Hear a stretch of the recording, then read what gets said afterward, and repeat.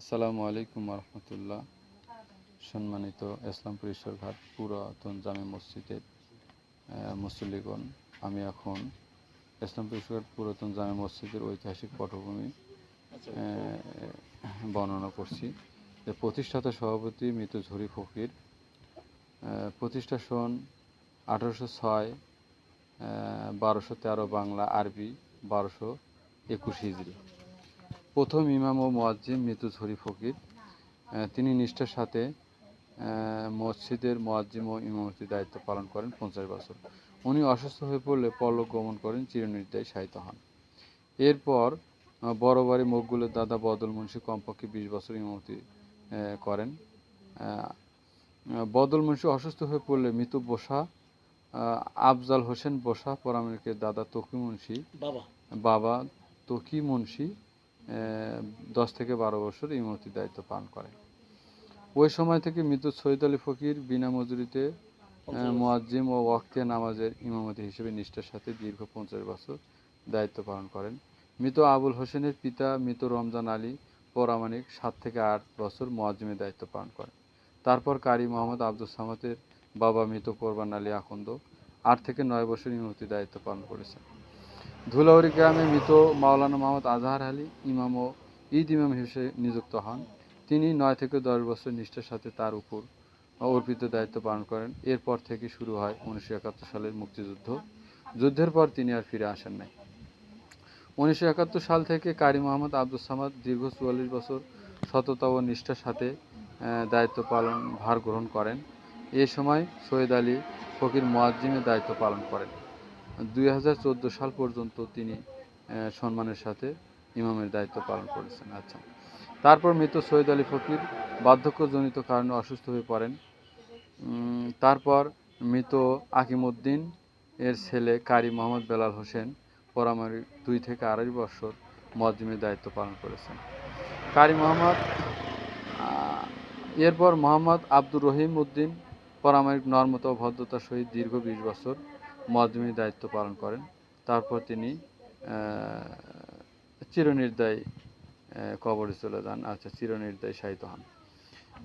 কারি মোহাম্মদ আব্দুল সামাদ ইমামতির দায়িত্ব চলাকালে 2.5 বছর তার ইমামতির দায়িত্ব থেকে অব্যাহতি নেন। এই সময় মোহাম্মদ তোতা আলম 2.5 বছরের জন্য ইমামতির দায়িত্ব ভার গ্রহণ করেন। তিনি 2.5 বছর ইমামতির দায়িত্ব যথাযথভাবে পালন করেছেন। 2.5 বছর পর পুনরায় প্রবীণ ইমাম কারি মোহাম্মদ আব্দুল সামাদ ইমামতির দায়িত্ব গ্রহণ করেন। সামাজিক কারণে দক্ষিণ পাড়ায় মুসল্লিগণ একটি নতুন মসজিদ প্রতিষ্ঠা করেন। সেই সাথে অসুস্থতার কারণে সম্মানিত প্রবীণ ইমাম অত্র মসজিদের ইমামতির দায়িত্ব সম্মানের সহিত ছেড়ে দেন। তারপর রাঙ্গামাটি গ্রামে কারি মোহাম্মদ আব্দুল হামিদ 2 বছর নিষ্ঠার সাথে সুশৃঙ্খলভাবে ইমামতির দায়িত্ব পালন করেন। তারপর মুয়াজ্জিম আব্দুর রহিম অসুস্থ হয়ে পড়েন।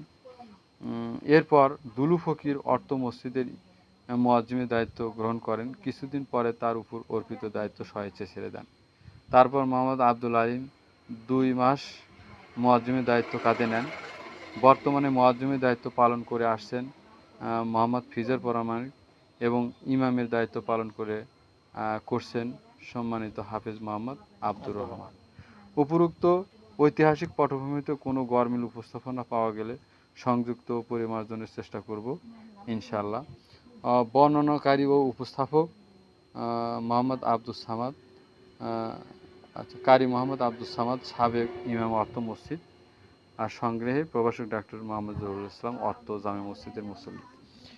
তো এই পটভূমিতে আপনার কোনো সম্মতি বা কোনো রকমের কোনো প্রশ্ন বা পরামর্শ আছে কিনা এই ক্ষেত্রে? আমি যেটা আপনাকে পড়ে শুনাইলাম এর ভিতরে এই যে 2 মাসের নাম যে আমি নিজেই একবার ভুলে গেছিলাম। সুন্দর। এই জিনিসটা শেয়ার করার কারণে যেটা আরো বের হয় চলে আসলো। এটা আমাদের ওই মুফতি মোহাম্মদ ওই যে বিলচাপড়িতে দায়িত্ব পালন করে, কি যেন নাম, আলম বাদশা আলম। আর হচ্ছিল আমাদের হাজিবাড়ির ফটিক। উনিও আলেম। উনিও মানে ফেসবুকে কমেন্ট করেছে এই 2টা ব্যক্তির নাম আসলে তো মোটামুটি এখানে আর কোনো গরমিল দেখা যেত। দেখা যায় না, এবং তারা খুব সাধুবাদ জানাইছে, ধন্যবাদ জানাইছে যে এটাকে অনেক কষ্ট করে যে এইভাবে ঐতিহাসিক পটভূমিটা আমাদের গ্রামের সামনে মসজিদে চলে আসছে।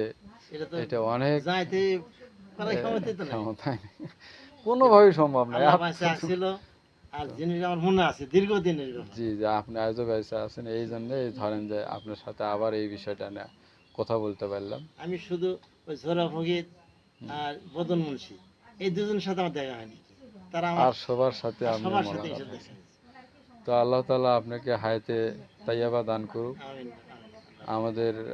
আমাদের এই মসজিদের উত্তরোত্তর কল্যাণ কামনা করে আমাদের গ্রামে যতগুলো মসজিদ আছে সব মসজিদে আমরা যেন ইবাদতের উদ্দেশ্যে মসজিদে গিয়ে নামাজ পড়তে পারি। আলহামদুলিল্লাহ ভাই, আপনার 2 নম্বর ওয়ার্ড তথা ইসলামপুর ঈশ্বরঘাট গ্রামের সকল মানুষের সুস্বাস্থ্য কামনা করে আমি আজকের এই প্রতিবেদন এখানে শেষ করছি। আসসালামু আলাইকুম রহমতুল্লাহ।